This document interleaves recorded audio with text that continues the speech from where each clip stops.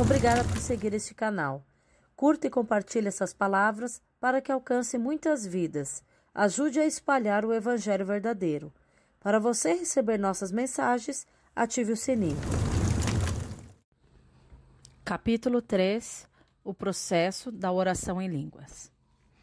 Como vimos no início do primeiro capítulo, Deus precisa gerar dentro de nós fundamentos espirituais, que são bases sobre as quais virá uma construção.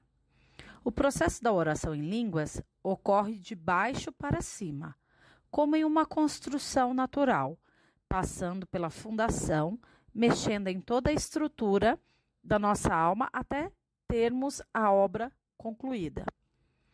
A fundação de uma obra é geralmente invisível, mas serve para suportar construção depois de edificada. Da mesma forma, é o processo da oração em línguas.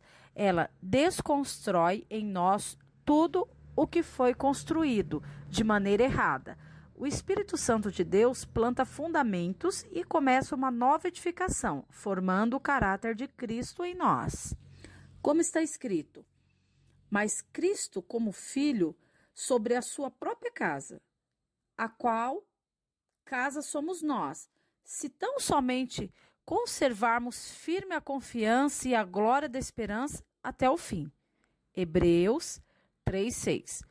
Porém, essa obra espiritual não começa com recursos naturais. Há exemplos de cursos e técnicas mirabolantes dadas pelos homens. A obra de edificação do nosso espírito começa no quarto, no lugar de intimidade, praticando Mateus 6:6, orando em outras línguas, hora após hora, até ouvir diretamente de Deus o que Ele tem para nós. Nesse processo de edificação, chegamos à terceira fase da oração em línguas, que é muito perigosa e sutil. Coisas começam a aparecer em nossas vidas para competir com a palavra que Deus nos deu. Portas começam a se abrir, oportunidades aparecem do nada e desejos ascendem da alma e as nossas fraquezas começam a nos puxar para o lado oposto das promessas de Deus. Percebemos que coisas dentro de nós passam a concorrer com aquilo que o Senhor nos falou. Quando Satanás percebe que não abrimos mão do entendimento da palavra revelada, ele vem nos atacar e a nossa fé é provada. Quando ele percebe que atacar nossa fé não resolve o problema, ele vem nos enganar com suas sutilezas, tentando nos desviar das prioridades de Deus a fim de tirar o nosso foco. Essas sutilezas são muito íntimas e pessoais, porque cada um de nós tem uma alma diferente. Às vezes, Satanás usa coisas que não são necessariamente pecado, mas ele faz isso com o intuito de tirar a prioridade em nossa vida, que é a palavra de Deus. Nos deu a edificação da nossa fé. A oração em línguas não pode ser abandonada em nenhuma das fases, porque ela nos edifica no entendimento da palavra revelada, na nossa provação da nossa fé, onde o Espírito Santo nos ensina a vencer cada guerra. E nas prioridades da nossa vida espiritual, onde alcançamos mais discernimento. Por esta razão que devemos orar em todo o tempo no Espírito, como disse Paulo em Efésios 6:18. O processo nos leva a profetizar vida. Nesse processo, os mistérios de Deus começam a ser entendidos com mais clareza e somos levados a um envolvimento maior com o Espírito Santo e com a palavra revelada. Essa mistura sobrenatural se transforma em uma profecia dentro de nós. A palavra profetizar no grego lê-se profeteu, que significa o ato de proclamar por inspiração divina, ou seja, falar através da mente de Cristo, inspirado de maneira sobrenatural pelo Espírito Santo.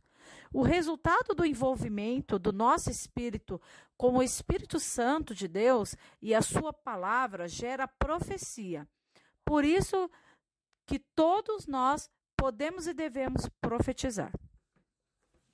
Quando a palavra que Deus ministrou no nosso espírito nos transforma de dentro para fora, significa que ela sofreu uma fusão entre o Espírito de Deus e o nosso espírito. Deus quer nos transformar na própria palavra que ele revelou a nós, ao ponto que fiquemos impregnados dela. Assim teremos autoridade para nos tornarmos a própria palavra que pregamos. Mas isso só é possível por meio de um processo diário. Devemos estar tão amalgamados com a palavra de Deus que o abrir de nossas bocas deve revelar apenas o quanto estamos cheios do Espírito Santo. O processo da oração em línguas para a edificação pessoal começa a causar uma mudança tão grande em nós que, ao abrirmos nossa boca, tudo o que flui do nosso interior é vida de Deus. Isso ocorre com naturalidade e simplicidade. Não há problemas em misturar coisas profundas e coisas simples. A questão é vivenciarmos o que pregamos. Acredite, mesmo que essas pessoas não entendam o que estamos ministrando, certamente o espírito delas irá receber tudo o que estamos falando como verdade, porque o que ministramos é vida, são realidades espirituais geradas em nós. O problema de muitos cristãos que pregam a palavra é a falta de prática daquilo que falam. Isso impede Deus de comunicar vida às pessoas que o ouvem. O canal de transmissão da vida de Deus para com as pessoas é a fé que praticamos. Deus só pode ser transmitido por meio da fé que você pratica. Ele só pode ser comunicado mediante a vivência que temos com Ele. Isso é profetizar. O testemunho de Jesus é o espírito da profecia, como está escrito. E eu lancei-me a seus pés para adorá-lo. Mas ele disse-me: olha, não façais tal. Sou teu conservo e de teus irmãos, que têm o testemunho de Jesus. Adora a Deus, porque o testemunho de Jesus é o espírito da profecia. Apocalipse 19:10.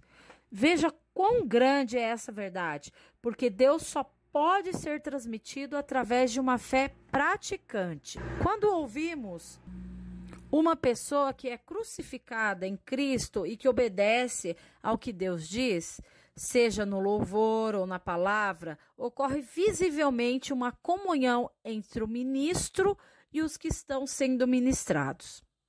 Comunhão em grego é koinonia, que significa tornar-se um participante do companheiro, um companheiro, entrar, em comunhão, associar-se.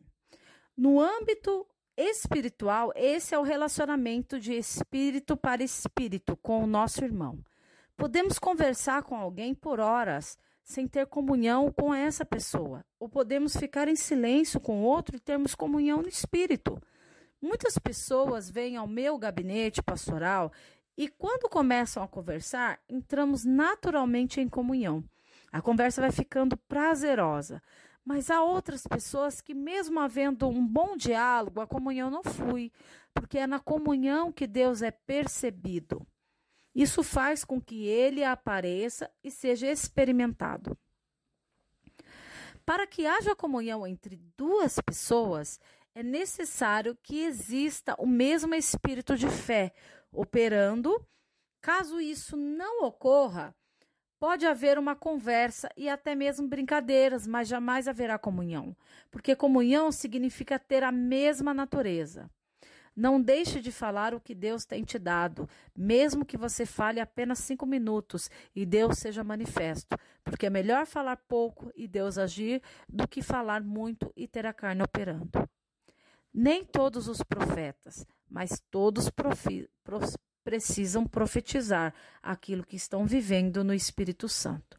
Devemos ser boca de Deus na terra, manifestando a mente de Cristo e os caminhos de Deus.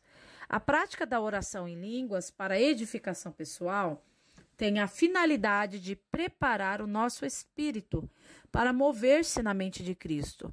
Quanto mais crescemos nesse processo, o nosso espírito é tão edificado que sobrenatural e as revelações profundas de Deus se tornam o nosso lugar real.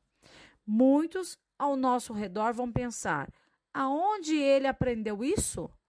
Quem ensinou a ele tantas revelações? O processo nos leva a descobrir o nosso chamado. Há alguns anos, nós do Ministério Ouvir e Crer estamos vivendo mergulhados nessa prática. Pela graça de Deus, muitos irmãos têm entrado com disciplina, hora após hora, na edificação pessoal. Hoje, como alguém que mergulhou nesse lugar, estou mais focado em formar discípulos, que são aqueles que fazem o que Deus diz, assim como Jesus nos ensinou, dizendo: portanto, ide por todo o mundo e fazei discípulos de todas as nações, batizando-os em nome do Pai, do Filho e do Espírito Santo. Mateus 28, 19. Muitos já entraram nessa prática diária e têm como colhido resultados, visto o fruto desse processo. Com o decorrer dos anos, acumularam testemunhos fantásticos. Falo de homens e mulheres que amadureceram em Cristo e entraram no seu real chamado. Assim como existe o chamado que vem da parte de Deus, existe também o chamado enganoso, dado pelo homem no governo da sua alma. É necessário ter muito cuidado com isso. Há muitos cristãos hoje que exercem ministérios em determinadas denominações, que na verdade nunca foram dados por Deus a fazer. Esses irmãos, em sua maioria, estão cansados e sobrecarregados, podendo chegar até exaustão física e mental. Tudo porque estão carregando nos ombros algo que não foi Deus que deu. À medida que mergulhamos nesse lugar secreto de intimidade e comunhão, onde somente o nosso Pai Celestial nos vê, Mateus 6,6, começaremos a viver momentos únicos. Pode parecer às vezes que as coisas estão piorando, mas não se espante, porque a verdade é que dentro de nós, na nossa alma, tudo estava de fato ruim, mas não sabíamos. Agora tudo isso foi trazido à luz pelo poder do Espírito Santo de Deus. Não fique triste se nesse processo da edificação pessoal você se deparar com seu eu de forma assombrosa, porque isso significará uma coisa única, que a limpeza está sendo manifesta. Talvez aquele sentimento homossexual venha à tona e aquela falta de perdão comece a te incomodar. Pode ser que aquela inveja brote ou aquele sentimento de que está exercendo o ministério errado se manifeste. Seja o que for, não se espante. Isso apenas significa que você deve continuar firme, agarrado à oração em línguas, até que toda a sujeira saia por completo. Quando começamos nesse processo, somos como um belo corpo de porcelana por fora, mas que por dentro precisa de uma boa lavada.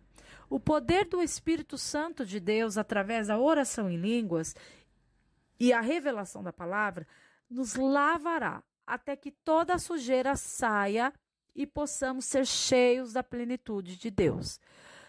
Tudo o que foi construído pelo homem, até mesmo o chamado que não foi Deus quem te deu, será desconstruído.